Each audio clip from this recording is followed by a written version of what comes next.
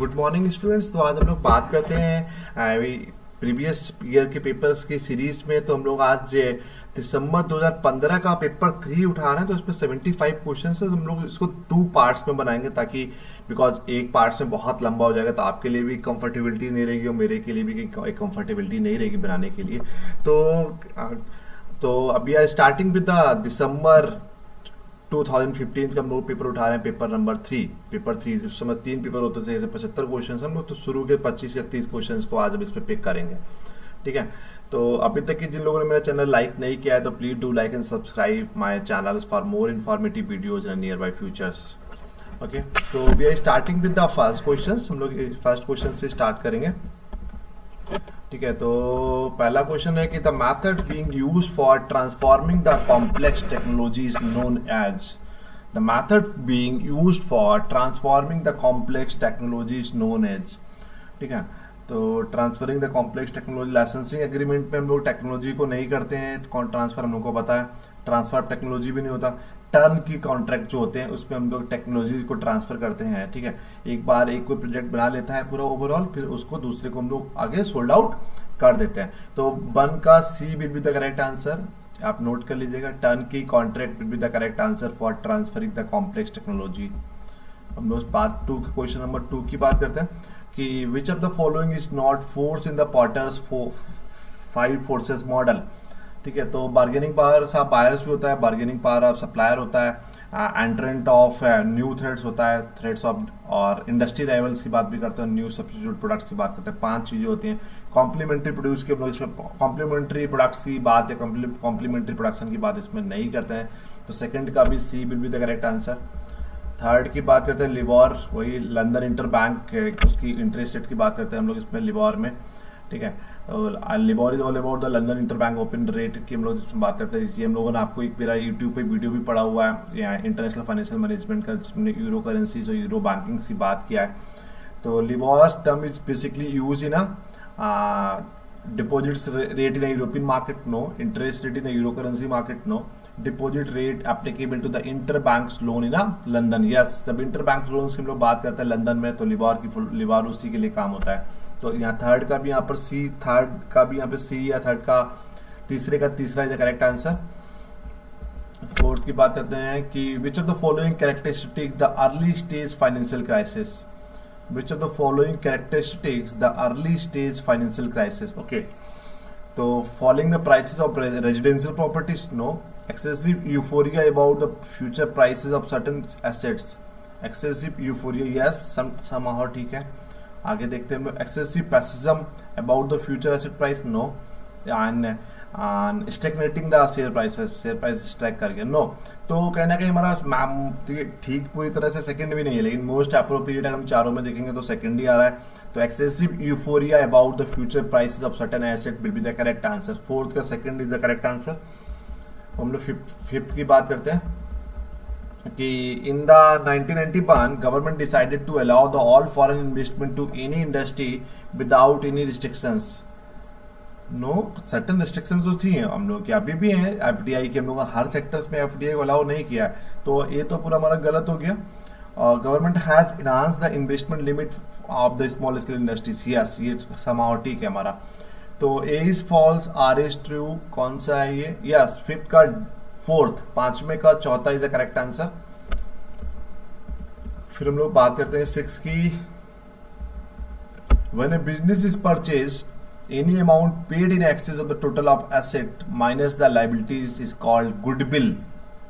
ठीक है, तो when a business is purchase any amount paid in excess of the total of assets, मतलब total जो assets है उससे एक्सेस पे करते हैं, minus the liabilities taken is called goodwill. 6 का B will be the correct answer.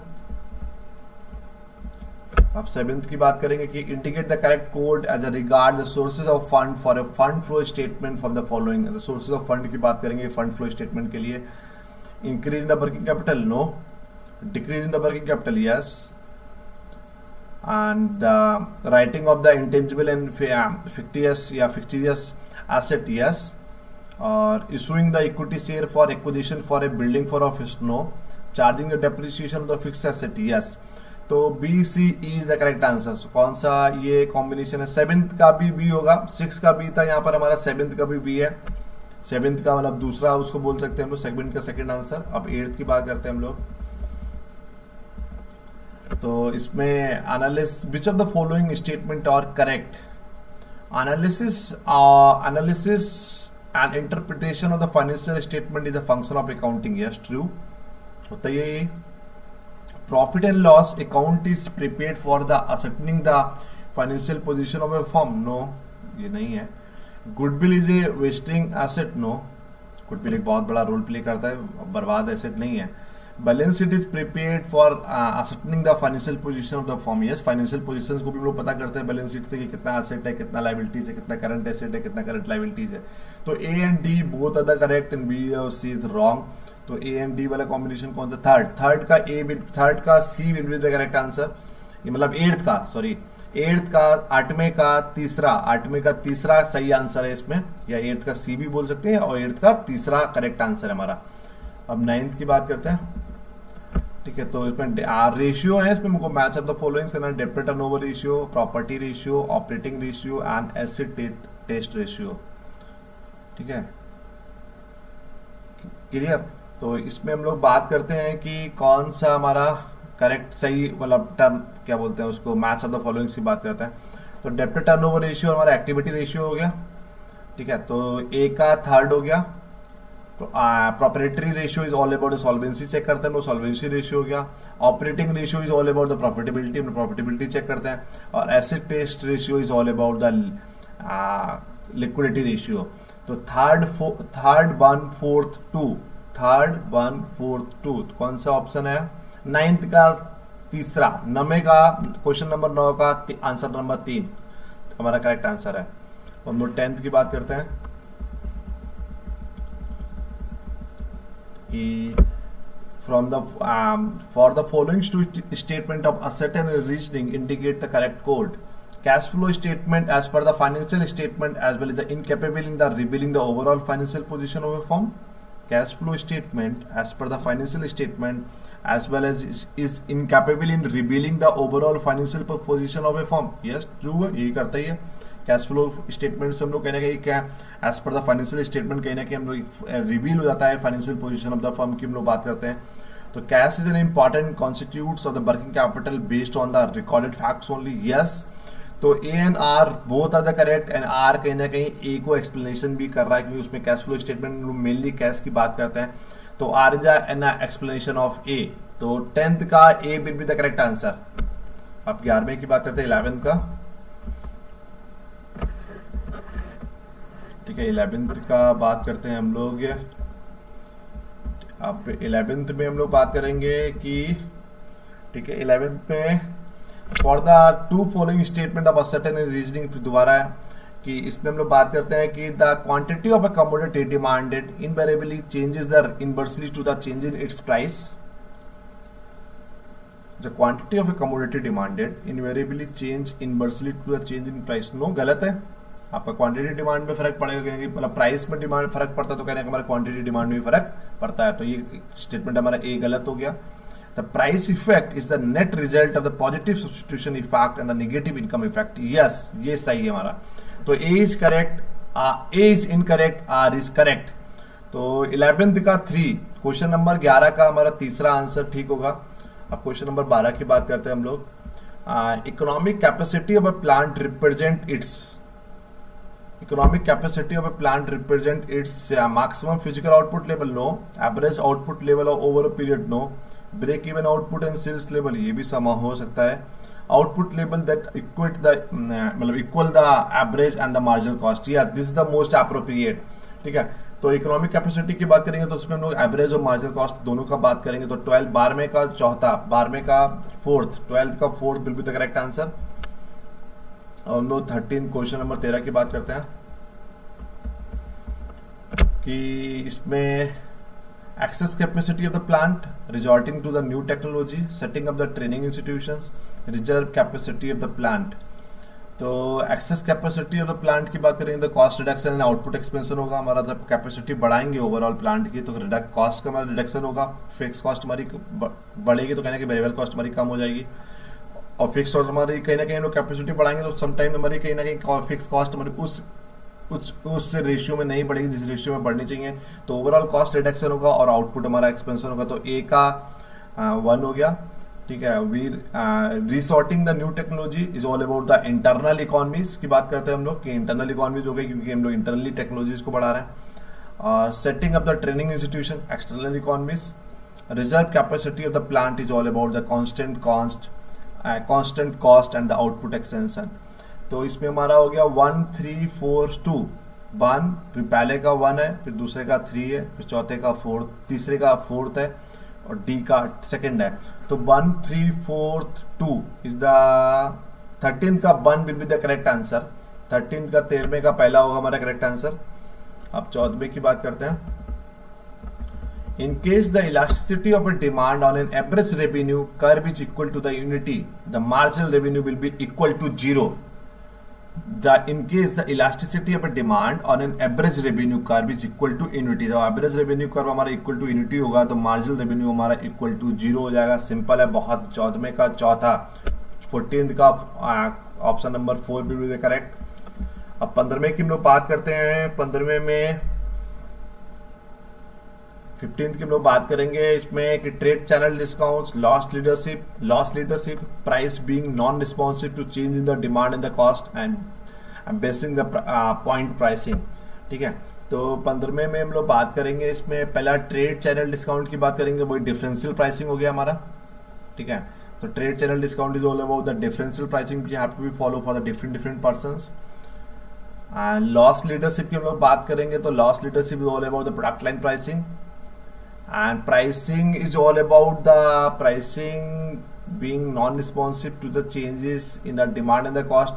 Oligopoly pricing में हम लोग ये करते हैं। और बच्चा हमारा डी का हमारा हो गया लोकेशनल और प्राइस डिफरेंशियल्स। तो इसका कॉम्बिनेशन हमारा बनना है। ट्रेड चैनल का हमने 3rd बताया, लॉस लीडरशिप का हमने 4th बताया आपको, प्राइसिंग का हमने 1 बताया, उसका बाद में 2nd, 3rd 4th 1 2, 3rd 4th 1 2 का कौन सा है? 15वें का दूसरा। 15th का 2 will be the correct answer. 15वें का दूसरा हमारा करेक्ट आंसर होगा। अब हम लोग 16वें का बात करते हैं, ठीक है। 16वें की हम लोग बात करते हैं। 16th का when a null hypothesis gets rejected in a statistical hypothesis testing it is known as a type 2 error। No ये नहीं होता। null hypothesis आपकी रिजेक्ट हो गई तो हो गई, टाइप 2 एरर तो जरूरी थोड़ी ना है। तो ये स्टेटमेंट हमारा गलत है, बिल्कुल गलत है हमारा स्टेटमेंट, ठीक है। और हम लोग बात करते हैं कि when a sample is sized and a parametric value of the standard deviation is known। अच्छा ठीक है। when sample is small size, मतलब small size का सैंपल है and parametric value of the standard deviation is not known। अच्छा standard deviation की value known नहीं है। Z test is the most appropriate test for hypothesis। No Z test हम लोग वहां पर अप्लाई नहीं करते। Z test तो हमारा लॉन्ग सैंपल के लिए होता है, ठीक है।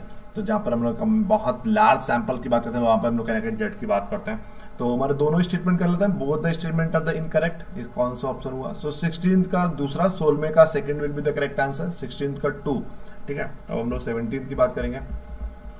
तो 17th ये पूरा न्यूमेरिकल है, वो सॉल्व करना पड़ेगा, ऐसे आपको समझ में नहीं आएगा। क्लियर? जैसे नॉर्मली है, लेकिन इतना अगर आपको कोई दिक्कत हो हम बता देंगे आपको।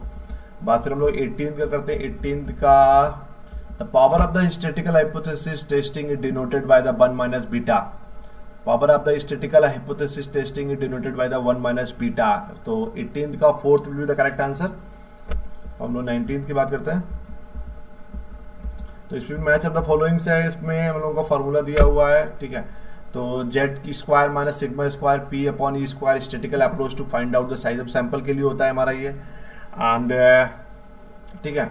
और इसके बाद हम लोग बात करते हैं 19th का। इसमें x1 मॉड माइनस x1 का minus x2 upon the sigma square P plus by the, ये वाला फॉर्मूला हमारा होता है calculated Z value of the mean differences.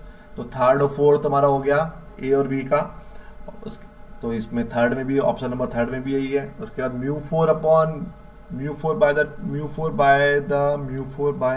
म्यू2 bye, गलत लग रहा है आपको ये? म्यू4 बाय द म्यू2 होता है, ये मेजरमेंट फॉर द कैटेसिस का लिए हम लोग यूज करते हैं ये।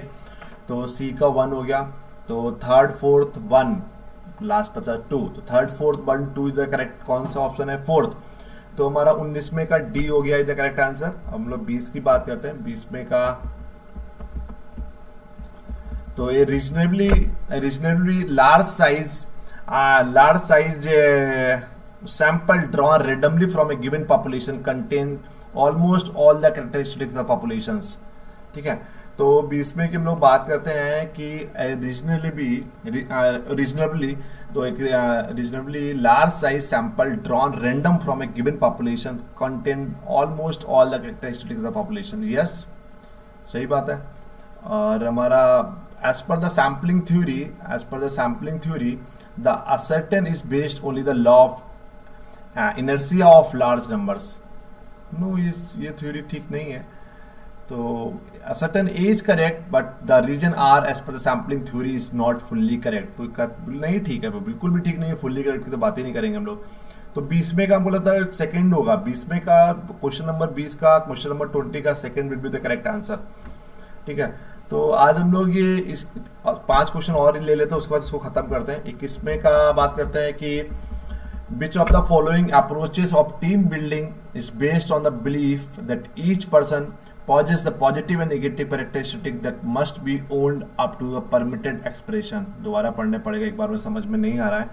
विच of the following approaches of team building is based on the belief that each person possesses the positive and negative characteristics. अच्छा, तो ये हमारी GSTLT gestalt approach is the correct answer. 21वें का दूसरा हमारा करेक्ट आंसर होगा।